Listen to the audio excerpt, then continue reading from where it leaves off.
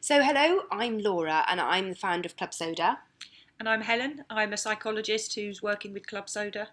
And together we've built the MOB programme, which you're part of today. And it's a 35-day course which you can do at any point in time that suits you and takes you through a whole series of seminars that will support you through your journey to change your drinking. Tell us a bit about the topics that we might cover, Helen. We go through a whole range of topics. We start off looking at maybe some of the reasons why people drink, what's led them to get to the point where they've got a problem with drinking, if they consider they have.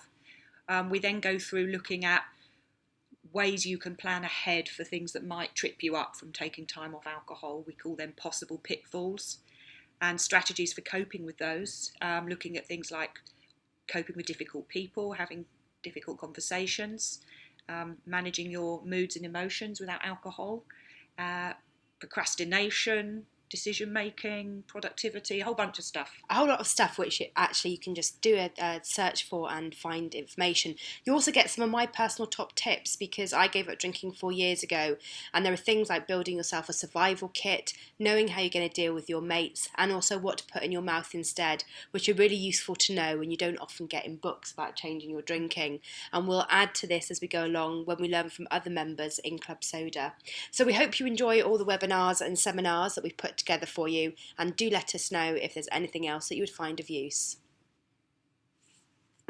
See, we didn't need a script. No, we didn't. So almost spot on, minute and a half, I think. Okay. I could put a nice little bit of music, some nice dainty fairy music at the beginning to introduce in it. Go la, la, la, la, la. Like that. Really good. Yeah, And then really we good. flutter in. Yeah. Okay. So, welcome everybody. This is the MOB programme, and so this is the first of a number of webinars that we'll be doing for the MOB. And we'll take you through some of the content that you've seen that takes you up for the first 7 days of taking a month off booze. So this is the MOB.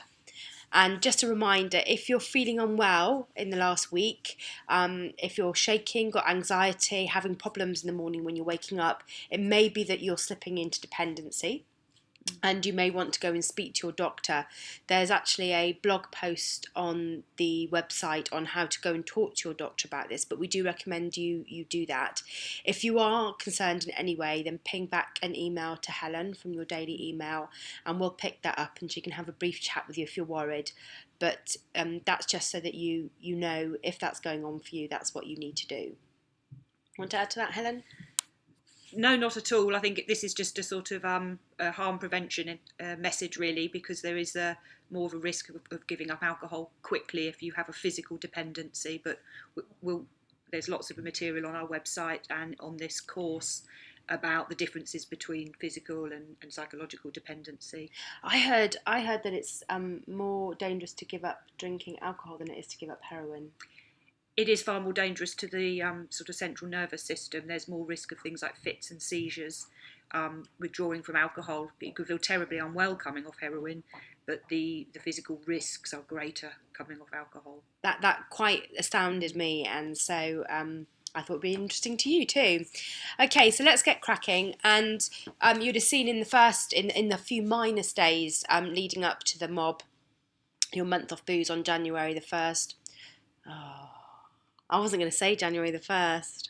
I can edit it out. I'm going to start that again. So let's look at some of the health benefits of taking a month off drinking. You will see that in some of the days there's a longer explanation about some of the longer term health benefits. I always see these as not the big things that the government talk about, which is, how much better it is for your liver and all that sort of stuff. I began to list all the things that were personal to me that I thought were being affected by my drinking, largely around energy, to be honest, because I was tired a lot of the time. But what else can people expect? And I think, recent research has certainly shown that there are improvements to things like liver function, but also improvements to blood sugar. So people, who drink can have more problems regulating their blood sugar. People certainly seem to have improved, feeling more refreshed after their sleep. They may not get more sleep, but they feel more refreshed after it, more productivity, sort of better able to manage their emotions a lot of the time. Because everyone hopes that they're going to suddenly miraculously shed, loads of pounds in weight, because that's the biggest thing that people come up with. But that doesn't always happen, does it? Certainly not straight away. It can for some people. I know you've shared your own experience. There's a hideous picture of me somewhere. Of I will certainly share it. facial weight loss, because as you can get a lot of fluid retention. But some people lose a lot of weight when they give up drink, partly because they were eating badly when they were drinking and making poorer food choices. I did. I haven't had a KFC in 4 years, everybody. Very proud. Every time I do a dry month or a 50-day alcohol-free, I certainly manage my food better and my diet better. So there is a sort of a symbiotic relationship between the two. But don't just rely on, let's say, one thing like weight loss, because if you only look for one thing to improve and it doesn't, it kind of demotivate you from continuing. And I do think you need to do a longer list. So my blood sugar level was pre-diabetic when I gave up, and by the time I had come off for 3 months, my blood sugar levels were really normal, and I'm really proud of that. And to be honest, for my longer term health, that was probably more important than the extra pounds I was carrying. So I think people should look a lot more about where they be quite honest and brutal with yourself about where you think alcohol is affecting you. Certainly for me, I noticed it in productivity.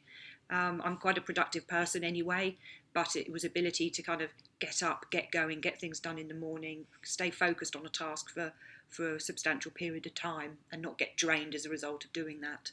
Yeah, so have a little think about those. They're brilliant motivators. Make a list, and you can go back over your month and keep looking at those when you feel that your motivation's slipping. I think it's a really powerful tool.